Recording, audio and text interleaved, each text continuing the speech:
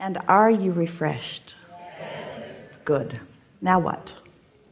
Today's my birthday.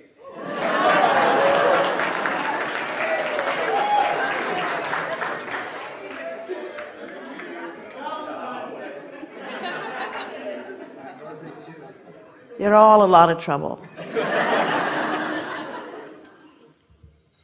I truly, truly, truly love you. Thank you. All right, so we're going to go somewhere I don't think you've ever gone before, so I think you're really going to enjoy this. That's all right, because we are on the leading edge. You! And if we are not going someplace that we've never been before, then something has gone terribly wrong. Cool. And everything that happens in this format is somewhere that we have never been before. Every time, no exception. Fun. Okay. So, one of the videos that comes to my mind every single day is when you describe the creation of the vortex material when Esther, Ham, and Jerry were in a trailer park that was, the conditions were unpleasant. It was... They were recording it. You're exactly right. And it was hot. Yes.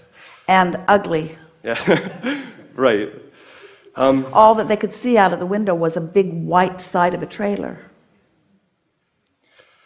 So when I hear that video, your guidance to follow my joy and follow my bliss has served me really well in life. And I thank you so much for taking me down that path, but every single day. But let's talk about that just for a moment, because that story, as much as you've heard of it, implies that as Jerry and Esther were sitting there recording, and it was hot, they were in the bus, 4 air conditioners needed to keep it cool on that hot Colorado day, and too much noise when the air conditioners were on for recording, so they had to be off.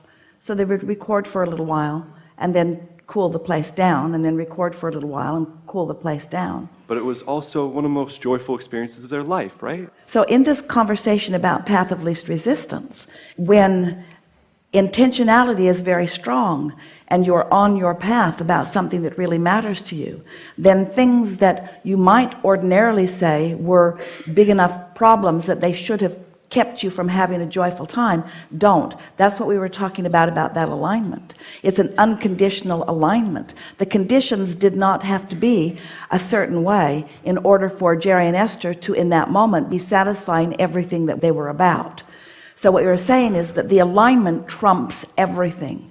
The alignment trumps all conditions once you get in that place where you can be in alignment no matter what the conditions are. Neat. Okay, so you following? the reason I'm having a little bit of a mental challenge with that is because it seems to me that it seems contradictory, and it also is not possible for you, for anyone, to understand the pathiness, the trueness of anyone else's path, because you don't have the ability to understand the vibrational integrity of what's going on in anybody else's relativity between their vibration and what's in their vortex. Almost anybody else would have looked in on that situation and said, isn't there something else that you could be doing that would be more upon your path? But they would not be able to understand all of the intentions that were being satisfied by Jerry and Esther at that time. The placement of where they were was important to the journey that they were on, just in terms of where they had just been and where they were going next. There were so many things that made it a perfect match for them. While there was a component that could it have been better? Yes, it could have been better. But on this path of least resistance, the alignment superseded everything. And so it was a joyful experience anyway. I can see that, but the reason that I'm confused... We'll come back with you. We want to hear what you're saying. The thing that we really want you to hear is that when you find that place of true alignment, so much so that the conditions become irrelevant, then the conditions for the most part acquiesce to the things that you're really wanting. But if you are in that place where you're needing to satisfy conditions before the alignment can happen, then you will always be in a place of lesser guidance. Let's just put it that way. We'll hear you. Following your bliss makes sense to me, and the fact that they arrived at bliss makes sense to me. But you said in the video that there was a million things Esther and Jerry would rather have been doing before they forced themselves to get into their bliss. This is a really good subject. This is a really good conversation to have relative to path of least resistance. This is going to be a little bulky, but you're going to get it. We're asking you to do something that you probably cannot do, but let's go for it anyway. Cool. So, what do you think is the path of least resistance for Jerry and Esther? To do their work or to do something that feels less like their work? Less.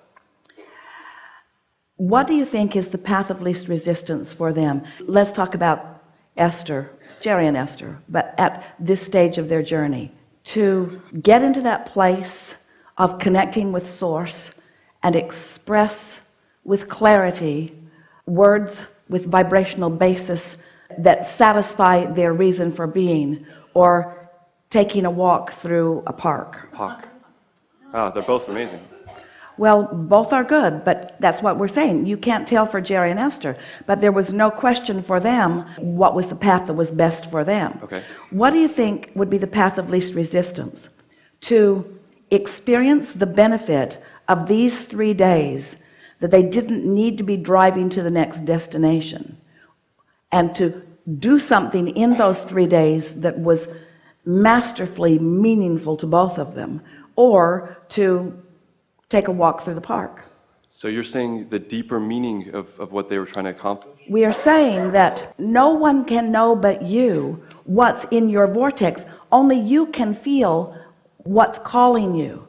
Here's a sort of scanty example. It would be like a man being very exhilarated about his job and working on a project that is really calling him in a very powerful way. But his family is not invested in that intention of his, and so they're constantly clamor at him. All you do is work. You never want to go play. Well, what we're getting at in the harmonics of the world, he would say, well, I want to find some balance and I want to give some of myself to my family. But in the world of really satisfying his own intentionality, what he wants to do is follow the path of inspiration when it's coming to him, and no one else can read that for you, you see. Okay. This is an important conversation to have as we're trying to talk to you all about your path of least resistance. You have to factor out what everybody else thinks, or even everything else that you have ever thought before this moment in time, because right now is where all of your power is. Oh, let's start here. Right now is where all of your power is, right here and now. And by all of your power, we mean your power to align, your power to hook up with all that you really are, your power of clarity, your power of worthiness, your power of everything. All of your power is right here and now. And what we mean by your power or your empowerment is your ability to hook in with the wholeness of who you are, so that in that absence of resistance, all of you is focused here and now in this powerful moment, you see. And when you are in those moments, you feel the perfection of them. Now, does that mean that this is the only thing that you're ever going to do? No, it means that that's what the path of least resistance is right here, right now for you.